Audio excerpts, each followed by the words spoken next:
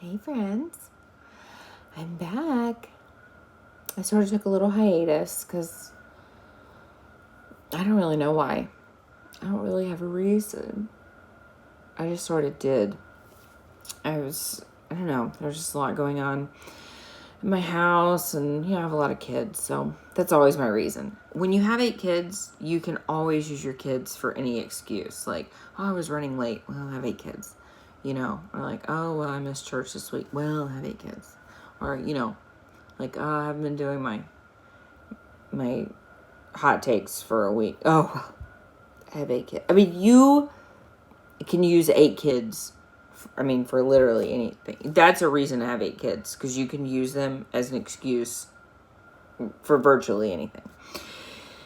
Anyway, a lot has happened, though, since my hiatus, and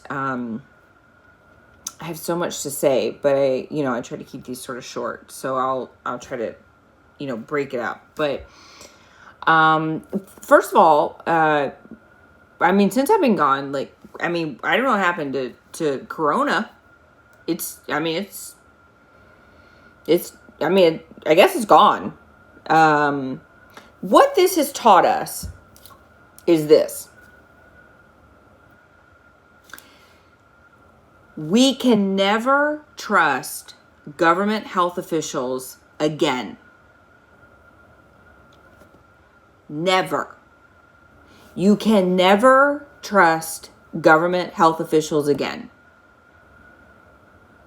I think some of us were kind of saying that before, but if you needed further proof, now is your proof. They actually want us to take them seriously. When there was a video, there was a thing on a news station that said, don't have a social gathering at your house of more than 10 people, but you can go riot on the streets and protest of up to 100 people. You cannot take them seriously anymore. Government health officials are not out to actually protect you. It is a political game. It's just a mind.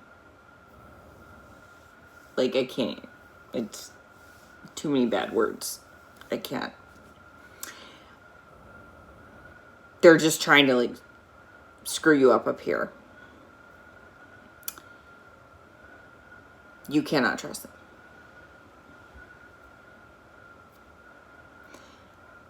My friend's dad died during the pandemic.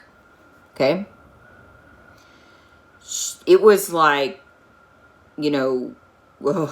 many people can come to the funeral? And she wrote an article about it. It was really difficult, right? For her to navigate this or whatever.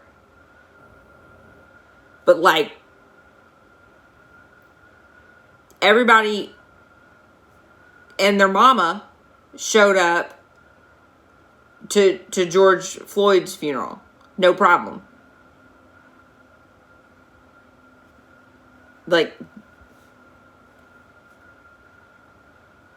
Don't trust government health officials.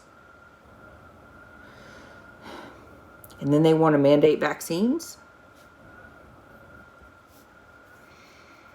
That's a whole nother thing. Anyway, let's not go there on this one. Okay, so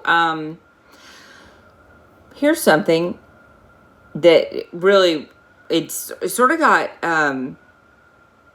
glossed over in the news cycle, but I'm going to bring it up because I thought it was interesting. So Andy Beshear, he is the, I really got to figure out if that's how you say his name because I've talked about him twice now. He is the governor of Kentucky.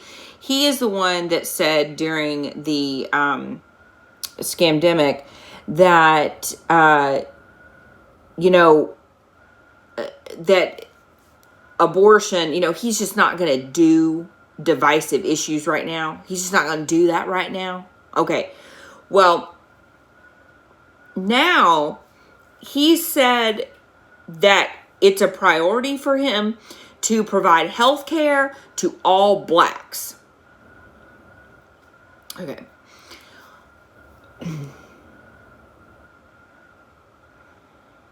Okay. He cited inequalities in the healthcare system. Okay. Now, I'll give you that. There are inequalities in the healthcare system. There are inequalities for the healthcare system for those who utilize government subsidy healthcare programs like Medicaid. Okay? 100%.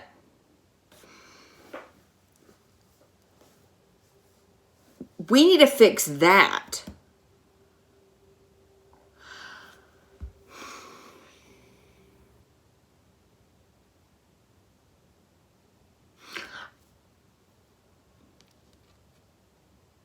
I don't understand how you can say we're going to provide health care for all blacks.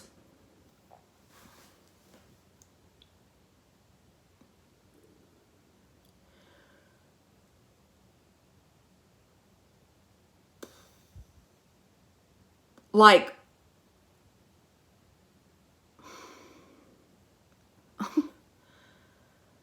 I mean, honestly, like I'm really at a loss here. I just don't. That's not divisive. He's not doing divisive issues right now, but that's not divisive. Sir, you are the governor of Kentucky. Have you not been into Appalachia lately? You have some of the poorest population in the nation in your state. You want to talk about inequality in healthcare, inequality in living standards? It's in your freaking state.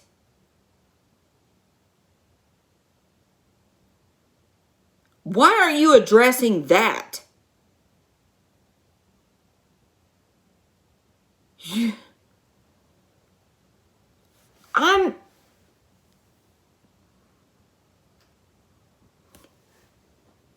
This country right now is stone cold crazy pants.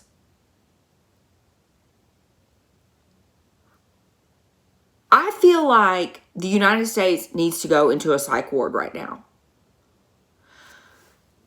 I don't understand what is happening. I live my life every day in a very diverse city in Austin, Texas. I worship in a very diverse church. I live my life never thinking negative thoughts about any ethnic group. I am not denying that racism exists. I am not denying that that we all own a certain amount of prejudice in our hearts. Every single one of us. Okay? Not just white people, all of us. Okay? I'm not denying that exists. But this racism that the media wants us to believe exists, I don't believe it exists on the level that the media would like us to believe, because I don't see it. And I live in the South, which is supposed to be like, I mean, like, we're all supposed to be wearing like Confederate flag bikinis everywhere, right? And I don't see it. I walk in a grocery store almost every day of my life, and I have very pleasant, healthy encounters with Black people and Hispanic people and Asian people and every other ethnic group of people every day of my life. And there is no racial tension, and there is none of this. And I have to believe that so much of this is fabricated. And I'm just not buying into it. And then you have a governor who is saying that a group of people, that only one group of people in his state have a definite right to health care. And you're telling me that that is not divisive in a state when he lives in a state where many, many, many people, a large percentage of the people in his state are living below the poverty line, and they are not Black? That there is a large percentage of not Black people, there are a large percentage of Appalachian white people living in his state who are living below the poverty line, and they don't have a right to health care. My concern is not with Black people. My concern is with people who are living in poverty, period. People who cannot afford to put food on the table for their children, period. That's my concern. Yeah, inequalities in the healthcare system, absolutely. That's with people who have Medicaid, period. People who use title cash grants for their health care, period.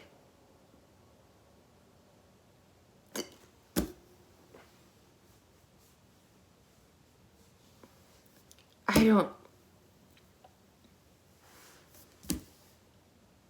know what we're doing, guys.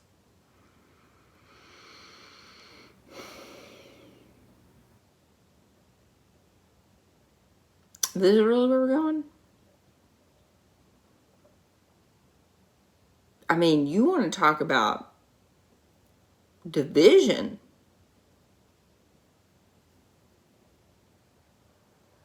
God.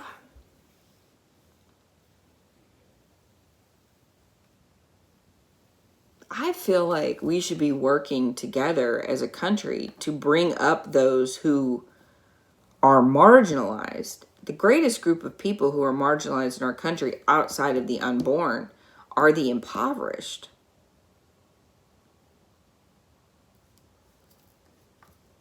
And the fatherless.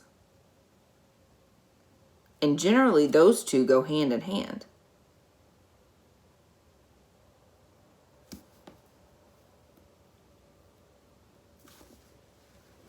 But nobody wants to talk about that.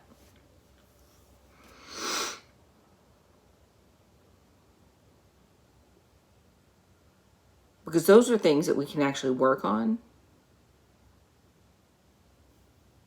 I can't fix this. I can't fix the color of my skin. But I can work to end poverty.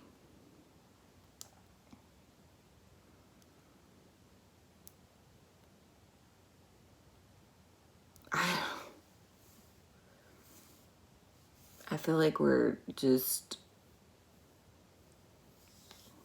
what's that, handbasket thing? I feel like that's sort of where we are right now, guys.